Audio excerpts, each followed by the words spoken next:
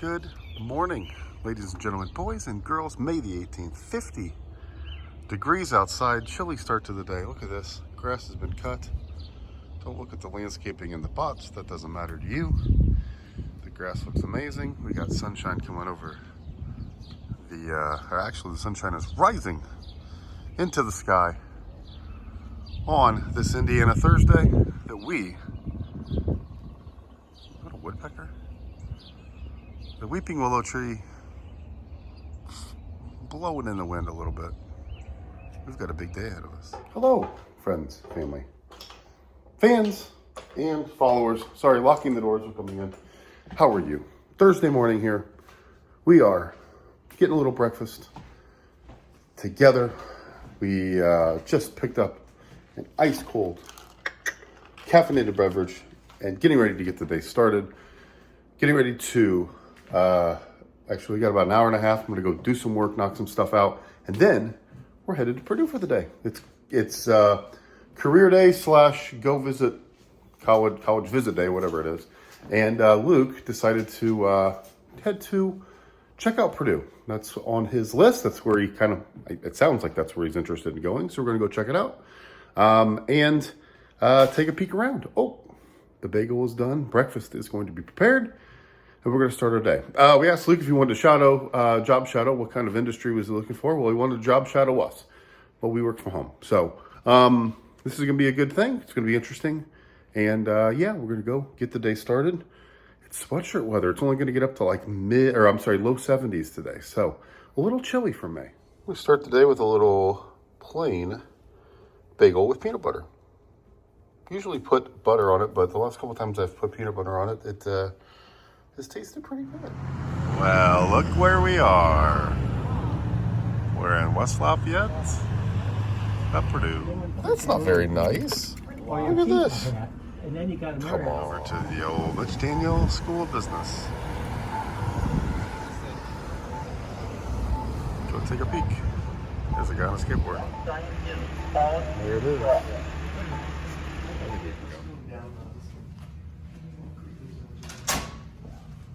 Sky Bridge walking. Whoa, there's a little bookstore we were just at.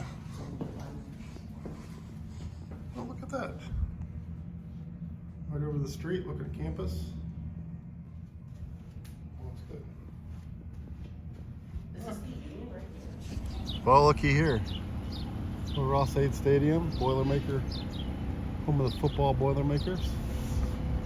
They're doing some construction. Here we are.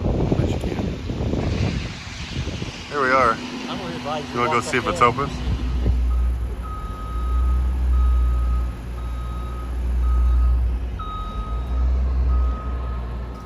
Well, here is the Big P. I don't know what this stands for, but there's just a Big P on campus.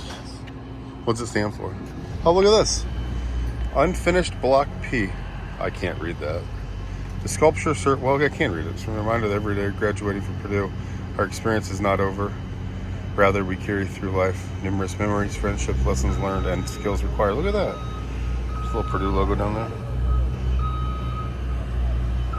So it's an unfinished P. That's what it is.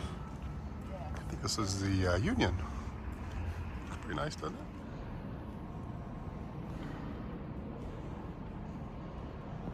Wow. It's a pretty crazy old building. Definitely way more brick than at old IU. IU is all limestone. Purdue is mostly brick, but we're getting to the engineering group now. Take a little peek around. It is nice and quiet. It's summer, so there's not many students here. There's a little walkway. What's this say? Thomas Duncan Laboratory.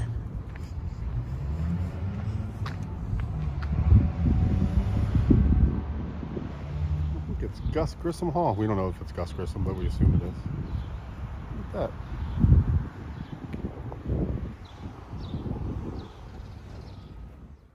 This is a 30-inch order of cheese sticks. Now, it's already half eaten. We ate it on the way home, but this thing is ginormous. It came with 6 sauces, for goodness sakes.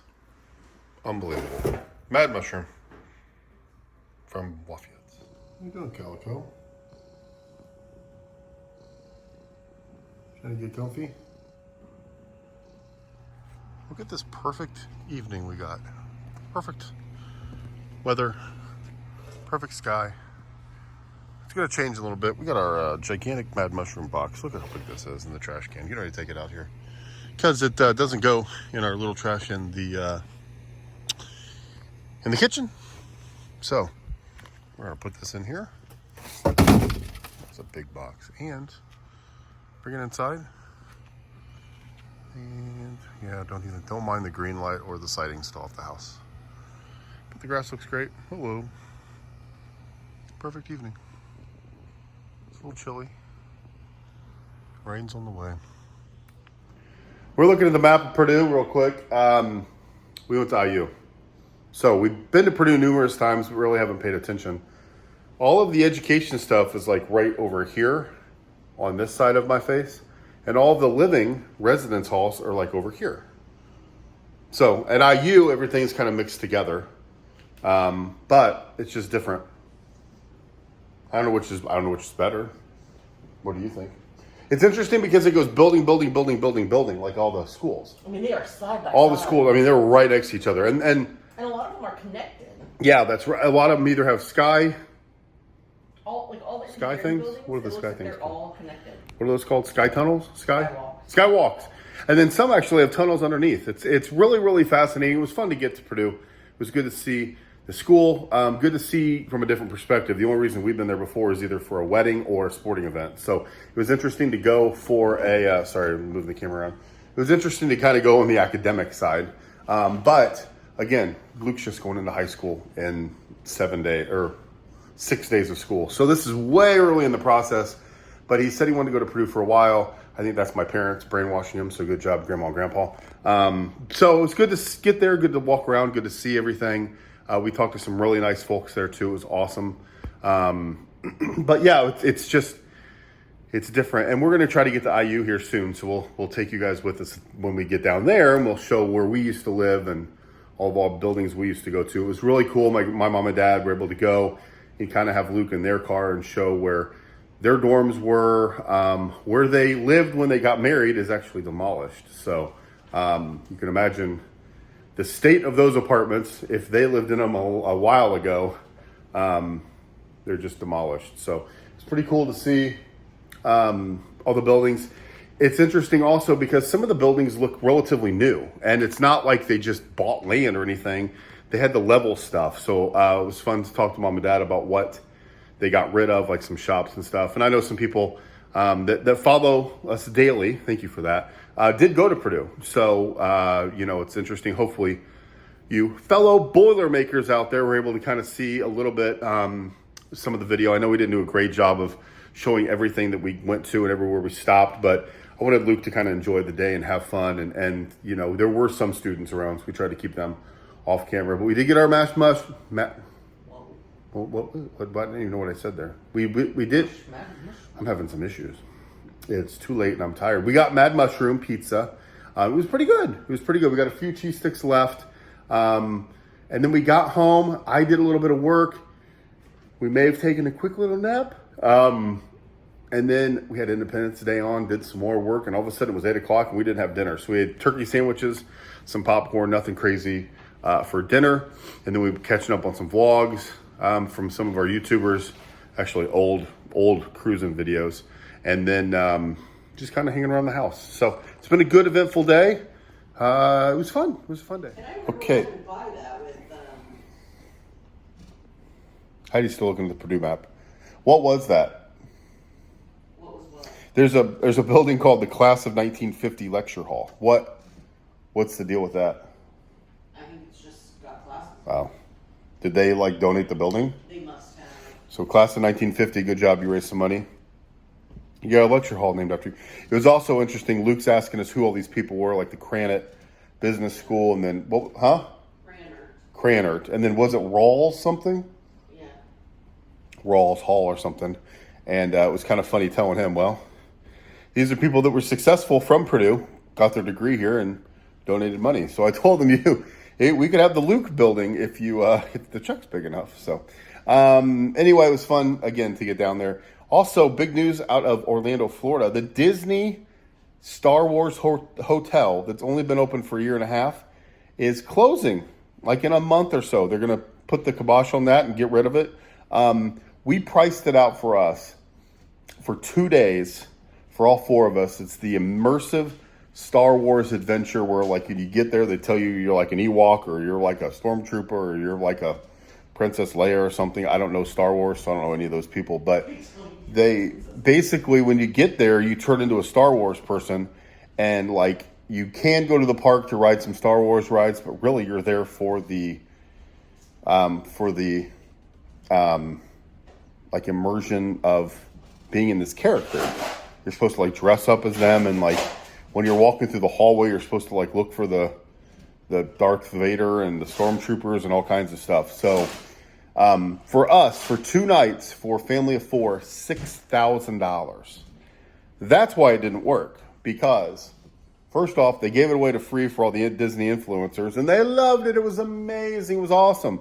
And there's only about 1 or 2 that have paid to go back recently, but everybody else has just kind of only gone for free. So once they opened this up to the public, there have been rooms available the entire time. And COVID didn't help it because it opened after COVID. So it was kind of, I think it didn't open at full capacity. But anyway, kind of interesting to see Disney pull the plug on such a new, interesting thing a year and a half in. They must have been losing their butt with money. So, all right, that's it for us. We're going to go to bed. It's closing in on midnight, and we got a Friday ahead of us. Philip is going on a field trip.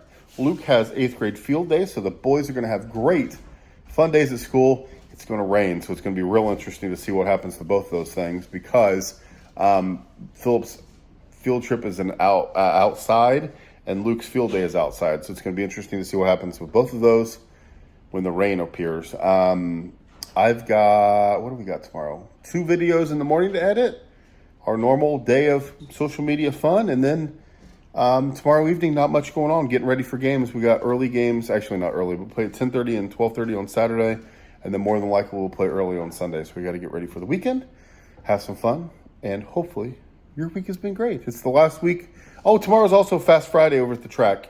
Again, not exactly thrilled with all of the developments at the Speedway, so we're not really talking about it that much, but they did go out and practice today, so they've had 2 days of practice.